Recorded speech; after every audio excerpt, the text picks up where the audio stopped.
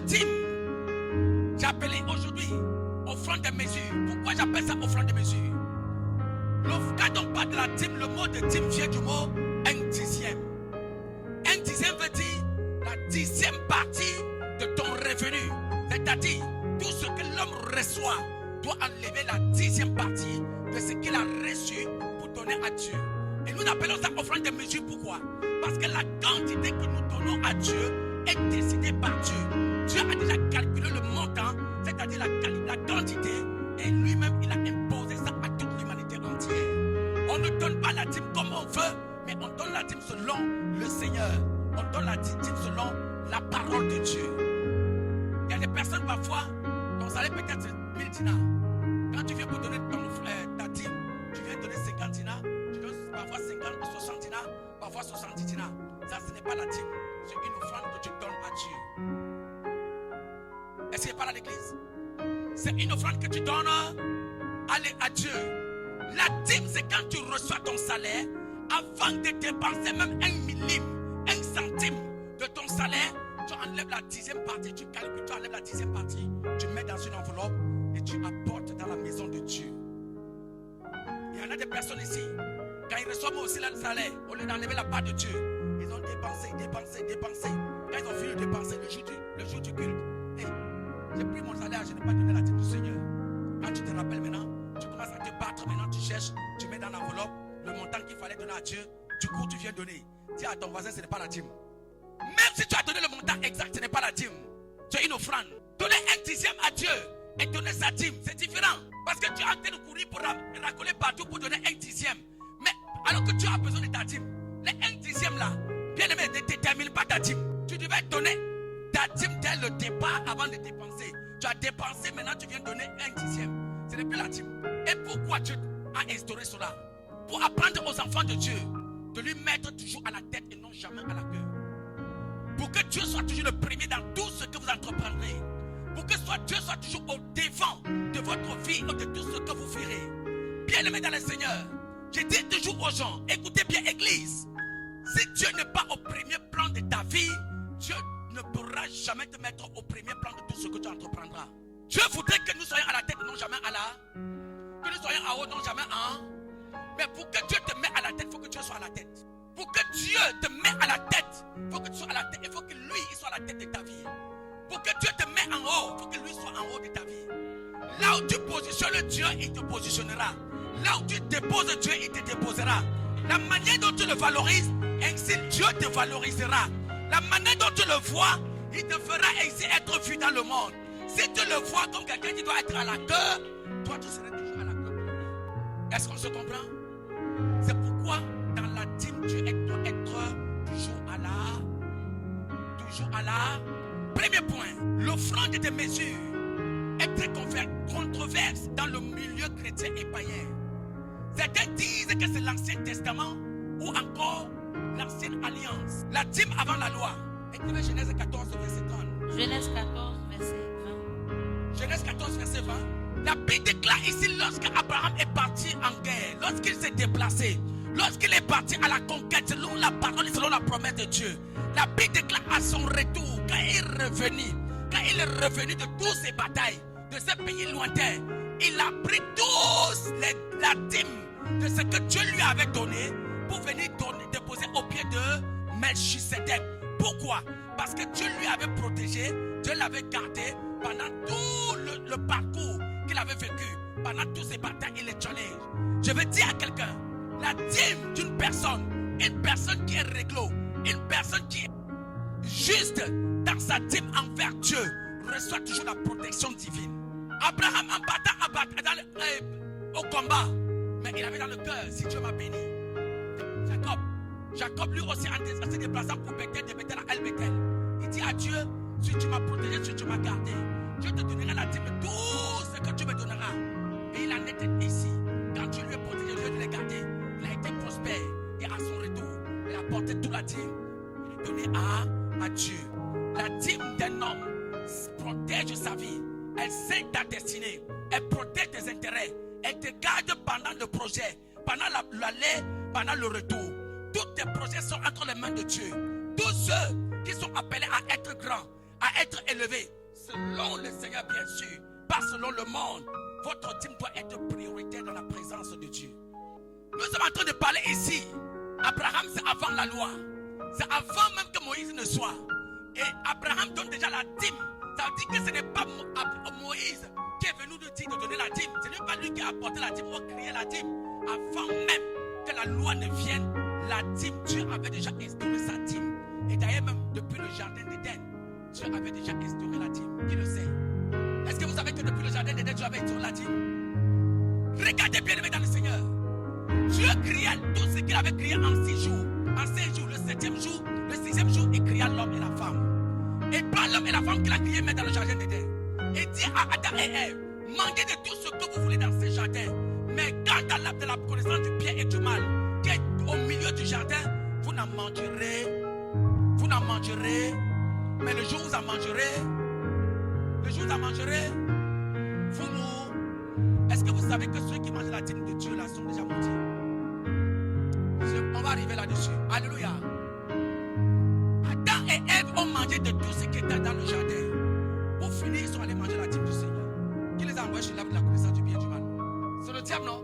Est-ce que vous savez que ne pas donner sa dîme est l'un des 10 commandements de Satan? Et je dirais la toute première même des commandements de Satan, c'est empêcher les chrétiens à donner leur dîme à Dieu. Et ce ne date pas d'aujourd'hui, ça a commencé depuis le jardin d'Éden. Satan détruit toute l'humanité. Il fallait tout simplement que, pour que l'humanité tout entière soit maudite, c'est-à-dire que pour que l'humanité entière meure, la malédiction, c'est la destruction d'une personne. Quand une personne est maudite, ça veut dire que cette personne-là est détruite, il est mort. Bien que tu parais être vivant, mais tu es mort. Et pour que cela arrive, il fallait que Adam et Ève à pouvoir manger la part de Dieu, ce qui appartenait à Dieu, ce que l'homme ne devait pas toucher. Et depuis le jour où l'homme a mangé le fruit de la connaissance du bien et du mal, toute l'humanité est maudite. C'est pourquoi la Bible déclare: maudit soit celui qui est pendu à la croix. Pourquoi? Parce qu'il a porté toutes nos malédictions, afin que non seulement nous ne sommes plus maudits, mais nous sommes purifiés par lui, justifiés par lui. Et nous sommes justifiés et lui, il porte nos malédictions pour mourir. Et dans sa mort, il est ressuscité pour que nous paraissions aussi vivants. Je disais à quelqu'un il y a quelques jours, quand tu pries, Dieu ne te voit pas. Il voit qui en toi? Il voit qui en toi? Quand tu pries, Dieu ne te voit pas, il voit Christ. Parce que s'il s'agit que de toi, là, il ne doit jamais t'exaucer. Il ne te connaît pas. Amen. Il y en a qui sont assis ici. Quand ils vont traverser la porte, la Papatoya va commencer. Il y en a qui sont assis, dès qu'ils traversent la porte, le reportage va commencer. Il y en a qui sont assis ici, dès qu'ils vont traverser la porte, là, tout ce que le pasteur a dit là, c'est rester à l'église. Il prend les vieux habits là, il remet encore sur lui. C'est comme ça. Et ça là, si la grâce de Jésus n'est pas avec toi, tu vas prier comment? Qui t'entend? La Bible déclare la prière d'un pécheur est une abomination aux yeux de l'Éternel. Est une abomination aux yeux de l'Éternel. Quand tu pries en tant que pécheur, Dieu ne peut pas t'écouter. La Bible déclare dans Ésaïe, ce qui empêche Dieu de nous exorcer, c'est quoi? C'est nos péchés là ont érigé un mur entre nous et Dieu. Dieu n'entend pas votre péché. Mais à cause de Jésus, de la grâce de Jésus, de ce que quelqu'un est mort sur la croix pour nous, à notre place, c'est pourquoi nous pouvons prier aujourd'hui. Dieu nous entend. C'est ça qu'on appelle la grâce. Mais ne faites pas de la grâce un moyen de vivre dans le libertinage. Ce n'est pas parce que tu es dans la grâce que tu vas vivre comme tu veux. Gloire à Jésus. Gloire à Jésus. Gloire à Jésus. Donnez la part de Dieu. Manquer la part de Dieu, c'est attirer la malédiction en soi. Mais donner ce qui est à Dieu, bien aimé dans le Seigneur, c'est attirer la protection divine dans ton emploi, dans ton travail, dans tout ce que tu entreprendras. Alléluia. C'est attirer la protection divine sur ta vie. Je veux conclure par ce verset. La Bible déclare Ézéchias devait mourir. Et Dieu envoya Ésaïe pour dire à Ézéchias, Ézéchias, tu vas mourir. Après avoir donné la révélation, Ésaïe est parti. Ézéchias, il a commencé à parler à Dieu. Regarde tout ce que j'ai fait dans ta maison. Je donne ma dîme, je donne mes offrandes. J'ai bâti ton temple, je fais tout ceci. Il a commencé à parler à Dieu. Quand Dieu a regardé l'obéissance d'Ézéchias à sa parole, les bienfaits d'Ézéchias dans sa maison, il a dit à Ézéchias, tu ne mourras pas. J'ajoute ajoute encore. Donc s'il a ajouté 15 ans, il pourra encore ajouter 50 ans sur ta vie. Alléluia. Dorcas était mort. Mais à cause des bienfaits de Dorcas, on dit, Pierre est arrivé, on dit, regarde tout ce que la servante de Dieu fait. À cause de ses bienfaits, Dieu a ressuscité Dorcas. Je prie que tu sois Dorcas au nom de Jésus. Deuxième point, la dîme rend son porteur sacré aux yeux de l'Éternel. Ainsi, ce que tu as et ce que tu es, ne plus seulement à toi, mais fait de toi un partenaire privilégié de l'Éternel. Alléluia. Lisons Lévitique 3, 27, verset 30. Toute dîme de la terre, soit des récoltes de la terre, soit du fruit des arbres, appartient à l'Éternel. Écoutez bien le mot. Toute dîme de la terre, soit des récoltes de la terre, oui, soit du fruit des arbres, oui, appartient à l'Éternel. oui. C'est une chose consacrée à l'Éternel. C'est quoi? Une chose consacrée à l'Éternel. Dis avec moi, c'est une chose consacrée à l'Éternel. Répète encore, c'est une chose consacrée à l'Éternel. Une chose qui est consacrée à une chose qui est mise à base, sortie de l'ordinaire ordinaire. Et celui qui porte la chose consacrée de Dieu est une personne sacrée. Donc si personne n'est pas sacré, si un homme n'est pas sacré, ne peut pas porter une chose consacrée à Dieu. Tu n'as pas entendu? Le mot être sacré, le mot être sacré de Dieu, ça veut dire que tu deviens un sacerdoce royal, c'est-à-dire tu deviens une œuvre sacrée de Dieu. Alléluia. Donc, une personne qui transporte la dîme de Dieu devient une chose privilégiée, une chose mise à part pour Dieu. Tu deviens une priorité pour Dieu. Et ça fait de toi un partenaire privilégié de Dieu dans tout ce que tu entreprendras. Beaucoup d'enfants de Dieu échouent. Pourquoi? Parce que tout ce que vous faites, Dieu n'est pas dedans. Des projets que tu forges, Dieu n'est pas dedans. Tu veux voyager, Dieu n'est pas dans ton voyage. Tu veux entreprendre, Dieu n'est pas dans tout ce que tu forges comme projet. C'est pourquoi beaucoup d'entre vous échouent. Si Dieu était ton partenaire dans tout ce que tu entreprends, la Bible déclare Dieu n'échouera jamais. Et il n'a jamais échoué. Donc si Dieu est avec toi, tu n'échoueras jamais. Tu n'échoueras jamais. Tu n'échoueras parce que tout ce qu'il fait est. Tout ce qu'il fait est. Frères et sœurs, fais de Dieu ton partenaire par ta dîme. Fais de Dieu ton partenaire par ta. C'est une chose sacrée à Dieu. Une chose mise à part à Dieu. C'est pourquoi quand Adam et Ève ont mangé le fruit, ils sont morts. Touchés, ils sont morts en même temps. Beaucoup d'entre nous ici sont morts. Nous allons lire le dernier verset, vous allez comprendre le dernier point. Beaucoup d'entre nous ici sont morts à cause de ce que tu as mangé sacré sans être la personne indiquée. Alléluia. La dîme n'est pas pour toi. La dîme appartient au. Donc ne mange pas l'argent du Seigneur. Bien-aimé dans le Seigneur. La Bible déclare que vous êtes le royaume des cieux. Vous êtes le royaume des cieux. Et si vous êtes le royaume des cieux, Dieu est dans. Écoutez bien ce que je vais vous dire avant de passer au deuxième point. Dieu est dans. Il est où? Mais si tu es en toi, il faut sortir d'ici. Nous ne sommes pas la congrégation des sorciers. Amen. Nous sommes à la congrégation des fils du Très-Haut. Alléluia. Et tous ceux qui sont fils du Très-Haut transportent la présence de Dieu. Dieu est en. Mais cependant, vous devez comprendre, bien aimé dans le Seigneur, Dieu n'est pas le Dieu de la compromission. La Bible déclare qu'il n'est pas un Dieu de désordre, mais un Dieu d'ordre, comme dans les églises des saints, comme dans toutes les églises dans le ciel. Il y a une classification d'anges qui travaillent auprès de Dieu. Donc Dieu lui seul est suprême, est le maître suprême de tous ceux qui travaillent dans le royaume des cieux. Demain ici, Jésus est en nous tous. Nous tous ici, nous sommes le royaume des cieux. De même comme dans le ciel, il y a toute une classification d'anges qui travaillent auprès de Dieu. Mais Dieu est suprême. Alléluia. Mais vous devez comprendre que dans une congrégation, Dieu a établi une représentation de lui-même. Celui qui parle de sa bouche, celui qui dit ce qu'il veut dire, celui qui représente légalement. Celui qui le représente légalement dans tout ce qu'il a envie de faire dans cette congrégation. Et c'est son serviteur, son envoyé, son mandaté. C'est pourquoi la Bible déclare Dieu accomplit ce que président ses envoyés. Il accomplit ce que disent ses serviteurs. Donc la dîme qui appartient au Seigneur, vous la déposez auprès de son sacrificateur. Est-ce qu'il parle à l'église?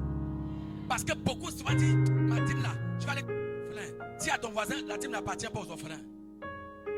Dis-lui à haute voix, une veuve, une prostituée, femme de mauvaise vie, entrée dans la maison du pharisien. Elle a commencé à laver les pieds de Jésus avec un parfum de l'albâtre, un parfum très coûteux. Même les disciples qui étaient à côté de Jésus, ceux-là qui sont censés être affermis, ont dit, ce parfum-là, on aurait pu vendre ça pour donner aux pauvres. Jésus a entendu leurs pensées. Qu'est-ce que Jésus a dit? Vous avez les pauvres avec vous tous les jours. Mais moi, vous ne m'avez pas pour tous les jours. Elle a préparé ce parfum pour me préparer pour ma sépulture. Une manière de vous dire quoi? Ce qui appartient à César, donner à César. Ce qui appartient à Dieu, donner à Dieu. Vous ne pouvez pas prendre la chose de Dieu pour aller donner aux orphelins. Donner aux orphelins ce qui leur revient. Mais quant à ce qui concerne Dieu, donner à Dieu ce qui lui revient. Alléluia. Tu ne peux pas prendre la dîme de Dieu. Tu vas l'offrir, tu dis, moi je suis venu faire le monde, c'est la dîme de Dieu. Non, ce n'est pas la dîme. Tu es parti faire don. La dîme de Dieu est encore dans ta poche. Va aller faire de l'aumône. Donnez aux pauvres. Donnez à ceux qui en ont besoin. Donnez, bien aimé. D'ailleurs, le donner doit être la vie d'un chrétien même. Ceux qui ont besoin, aidez-les. Ceux qui souffrent, aidez-les. Et quand ça m'étonne même, quand je vois même la façon c'est difficile pour vous de donner à l'église, je me pose la question à savoir qu'est-ce que vous faites dans le quotidien. Est-ce que vous aidez même vos voisins qui en ont besoin? Est-ce que vous aidez vos semblables qui sont dans le besoin? Est-ce que vous soutenez les faibles qui ont besoin de vous? Parce que si donner déjà même à la part de Dieu est difficile pour vous, qu'en est-il de vos propres semblables? La vie d'un être humain doit être dans le donner. La vie d'un être humain doit être dans le donner. Car la Bible déclare c'est la main qui donne qui est bénie, c'est la main qui est levée. Ce n'est pas celui qui reçoit. C'est pourquoi, bien aimé, si je veux te donner, c'est toi qui te coupes pour prendre. Je ne dois pas te donner en haut. Tu dois te couper pour que je sois en haut, pour que je donne. Car l'inférieur est béni par le supérieur. Ce n'est pas l'inférieur qui bénit le supérieur, mais c'est le supérieur qui bénit l'inférieur. Est-ce qu'il parle à quelqu'un? Donner doit être la joie pour toi.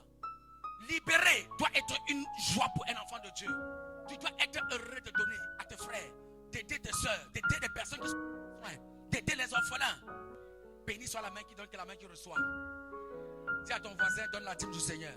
Dis à votre voisin, donne la dîme du Seigneur. Et il y a beaucoup ici qui ne donnent pas la dîme du Seigneur. Alléluia. Vous êtes nombreux, je sais. Tu prends ton argent et tu regardes comme ça. Tu calcules.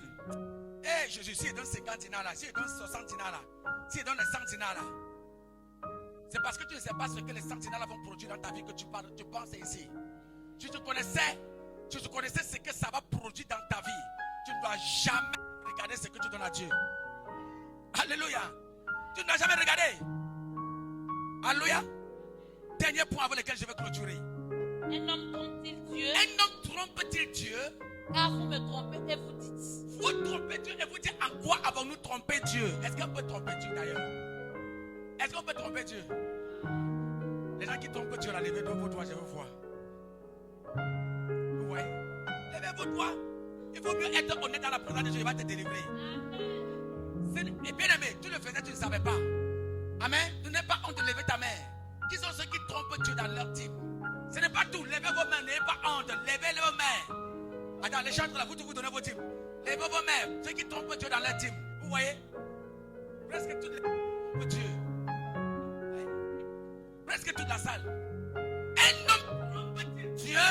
Et vous dites en quoi avons-nous trompé Dieu?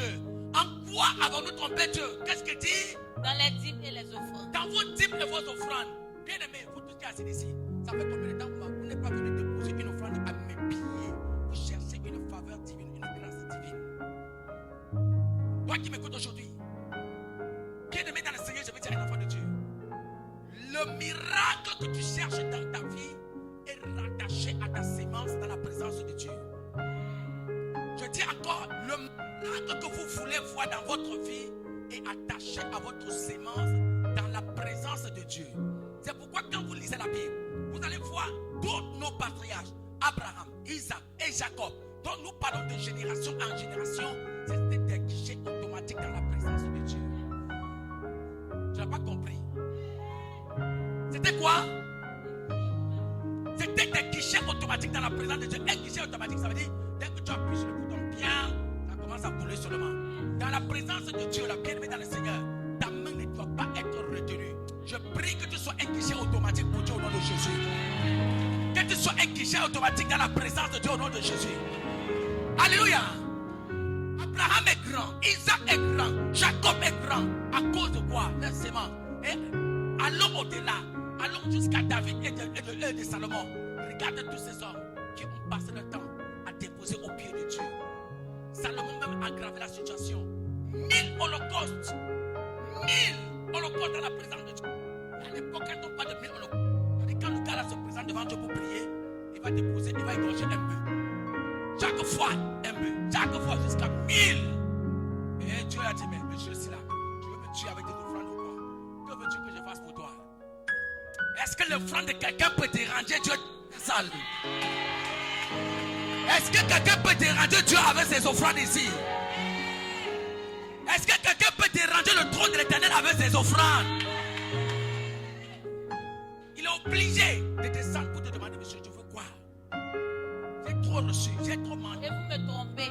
Et vous me trompez encore. Écoutez, l'église, donc les chrétiens de Dieu. Vous me trompez et vous dites, ah, nous avons trompé en quoi? Dans vos dîmes et dans vos offrandes. Et par la malgré tout ça, vous êtes frappé par la malédiction et vous demandez encore, pourquoi? Vous êtes frappé par la malédiction? La nation tout entière. La nation tout entière. Comme tout à l'heure, vous avez vu, c'est toute l'église. Si Dieu veut nous mentir, si ce n'est pas la grâce de Jésus, là, nous mentir. Alléluia. Si ce n'est pas la grâce de Dieu, toute la nation entière, vous êtes maudits. Et apportez à la maison du trésor. apportez dans la maison du trésor. Apportez dans la maison du Trésor. Il faut que vous notez, on ne donne pas sa dîme à un homme controversé. Il y a tellement de faux prophètes, même ici en Tunisie, ils sont nombreux. C'est moi qui suis daddy, c'est moi le prophète aigle, c'est moi le prophète visionnaire, c'est moi le prophète voyant, c'est moi le major, c'est moi le prophète. Ils ont toujours des grosses noms. Il faut de partout là. Ma fille, Dieu m'a dit que c'est toi ma fille spirituelle. Mon fils, Dieu m'a dit que c'est toi mon fils spirituel. Ce sont des foyaux pasteurs. Alléluia. Ce sont des foyaux. Alléluia. Je le dis à haute voix. Dites-les, je dis. Ce sont des foyaux pasteurs. Ce sont des autres dans l'église, dans le ministère. À cause de ce parce qu'ils connaissent seulement un seul verset biblique, il est devenu père, il est devenu bishop, il est devenu évangéliste, il est devenu ceci. Non! Écoutez, église, la parole de Dieu est claire. Il dit quoi? Apporter dans la maison du trésor. La maison du trésor, c'est où? Là où il y a son noix, là où il y a son sacrificateur. Et lâche pas, tu peux partager publicité, lâche pas prophétie. Dès qu'il te voit, ma fille, Dieu m'a dit. Dès qu'il te voit, mon fils, Dieu m'a dit. Attends, c'est comme ça que Dieu parle quoi? Ils ont fait de Dieu un bavard. Tiens, ton voisin, Dieu n'est pas un bavard. Mais Dieu parle. Tiens, on te voit, Dieu parle. Mais Dieu n'est pas un bavard. Et toutes les prophéties sont toujours suivies d'offrandes. La prophétie donne l'argent. Prophétie donne l'argent. Si j'étais comme un je suis riche. La prophétie que je vous donne là, est-ce que vous donnez offrande même? Est-ce que vous donnez offrande même? Qui a reçu ma prophétie ici? Il m'a donné l'argent. La personne lève le doigt. Qui a reçu prophétie ici? Il a donné l'argent. Et vous, quand vous arrivez dehors, c'est ce que vous faites. Dieu m'a dit, il faut prendre tout ce qui est dans ta maison, viens me donner. Dieu m'a dit, prends tout ce que tu as dans la maison, viens déposer à ses pieds. Gloire à Jésus. Toutes ces personnes que vous prenez vos dîmes pour aller les donner, leur malédiction vous suit. Leur malédiction vous... Parce qu'eux, ils sont déjà maudits. Ils se battent pour Dieu pour prendre la dîme. C'est-à-dire, lui-même déjà maintenant, il ne donne même pas sa dîme. Et il ne donne pas sa dîme, non seulement il est maudit, il se passe encore pour le sacrificateur de l'Éternel pour prendre la chose qui est sacrée à Dieu. Il est maudit 2 fois. Et toi qui donnes ta dîme à lui, tu es maudit avec lui. Faites très attention aux imposteurs spirituels. Faites très attention aux imposteurs spirituels. Ceux qui sont de Dieu, se disent être de Dieu ne sont. La Bible déclare en ces derniers temps, ils se feront une foule. Ils se feront une foule. Chacun selon sa guise. À la recherche de quoi? Miracle, bénédiction et l'évangile. motivation, à la recherche de ce qui les plaît, de ce qui les satisfait. Ne soyez pas à la poursuite de ces choses-là. Cherchez le Dieu vivant. Cherchez le Dieu vivant. Gloire à Jésus. Faites attention à vos vies, bien-aimés. Vous n'êtes pas une marchandise. Vous n'êtes pas, je ne sais pas quoi je veux dire ça. Vous êtes des hommes intègres, des élus de Dieu, un sacerdoce royal. Vous êtes un peuple acquis, un peuple glorieux de la part du Seigneur. Et Dieu veut vous amener quelque part. Aujourd'hui, je suis devant vous, je dis, peut-être demain, ça serait ton tour. Le micro devant un peuple. Demain, ça serait, pour le moment, c'est mon tour. Peut-être demain, toi aussi, tu seras loin, tu seras établi sur une œuvre quelque part. Et tu te placeras là où je suis aujourd'hui. Mais en attendant, va doucement. Va doucement. Va. Alléluia. Ne brûlez pas l'air. Gloire à Jésus. Et la Bible dit, apportez à la maison du trésor toutes les dîmes, afin qu'il y ait de la nourriture dans ma maison. Afin qu'il y ait de la nourriture dans ma maison. Mettez-moi de la sorte à l'épreuve, dit l'Éternel des armées. Et vous verrez si je n'ouvre pas pour vous les écluses des cieux. Amen. Regarde déjà. Tu veux que le ciel soit ouvert sur ta tête, non? Qui ne prie pas pour ses finances ici, lève le doigt. Qui ne prie pas pour être béni ici, lève le doigt. Qui ne prie pas pour que Dieu protège ses projets ou ses finances ou tout ce qu'il entreprend, lève le doigt. Il n'y a personne ici qui ne prie pas pour la protection divine. Et c'est ce que je viens de parler. Il n'y a personne ici qui ne prie pas pour croître, pour être prospère. Et c'est ce que nous venons de parler. Mais Dieu dit, apportez d'abord dans la maison du trésor vos dîmes et vos offrandes. Et ainsi, vous verrez si je n'ouvrirai pas les écluses des cieux en votre faveur. Et regardez-moi la parole de Dieu. Regardez l'assurance qui est attachée à la parole. Il dit, mettez-moi de la sorte à l'épreuve. Ah, quelle assurance. Mettez-moi de la sorte à... Vous savez ce que veut dire mettre Dieu à l'épreuve? Ça veut dire qu'il faut essayer, tu verras. Donc Dieu te met au défi. Il faut essayer, tu verras si ce que je dis là ne doit pas s'accomplir. Ose que je te bénisse. Il faut oser pour voir si ce que j'ai dit là, c'est moi Dieu là, j'ai menti. Qui a déjà osé, ça a échoué. Qui ne va oser? Oui. C'est parce que vous n'avez pas la révélation. Dis à ton voisin, il faut mettre Dieu à l'épreuve. Touche là. Voisin, il faut mettre Dieu à l'épreuve. Il faut mettre Dieu à l'épreuve, fils. Mets Dieu à l'épreuve, pas ta dîme, pas ton offrande, mets Dieu à l'épreuve. Alléluia. Mets Dieu à. Mets Dieu à. Faut être comme mon fils qui est assis là. Lui, il n'a pas peur de mettre Dieu à l'épreuve. Voilà Jésus. Il n'a pas peur. Il ne connaissait même pas encore la fin de Dieu, la mère. Quand Dieu a parlé, il a obéi. Et il a témoigné. Alléluia. Gloire à Jésus. C'est-à-dire, Dieu, vous savez, avec Dieu, on n'a pas besoin de voir pour croire. Est-ce qu'il peut pousser? Avec Dieu, on n'a pas besoin de voir pour croire. Et on n'a pas besoin de toucher pour croire. Mais on a besoin de croire pour voir. On a besoin de croire pour toucher. Est-ce qu'il parle à quelqu'un? Dieu se croit comme un aveugle qui ne voit pas, mais qui croit à celui qui le dit. Croire en Dieu, c'est de croire. Tu es en train de mettre tes pas, tu ne vois pas là où tu mets, mais tu sais là où tu vas. Croire en Dieu, c'est avoir la révélation de ce que Dieu va opérer dans ta vie. Tu n'as pas vu, tu ne connais même pas, mais tu as la révélation que la chose existe. Tu crois seulement. Il en est de même pour le mystère de la... Dans le mystère de la dîme, tu donnes seulement. Tu donnes seulement. Tu ne te poses pas les questions. Il a dit donne, j'ouvrirai les écluses des cieux. Donne seulement. C'est en donnant que tu verras les écluses des cieux ouvrir en ta faveur.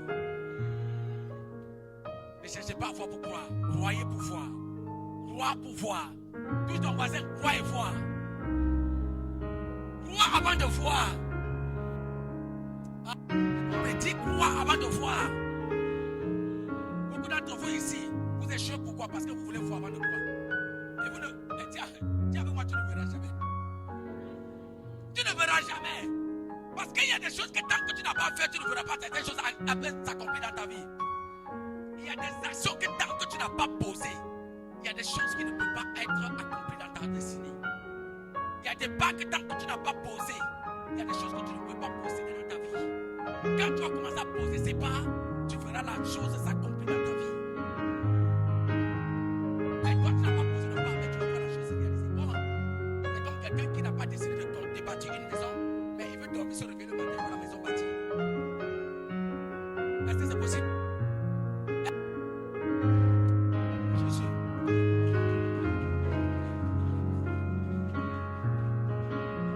Prends ton offrande avec moi, ton enveloppe et ton sujet.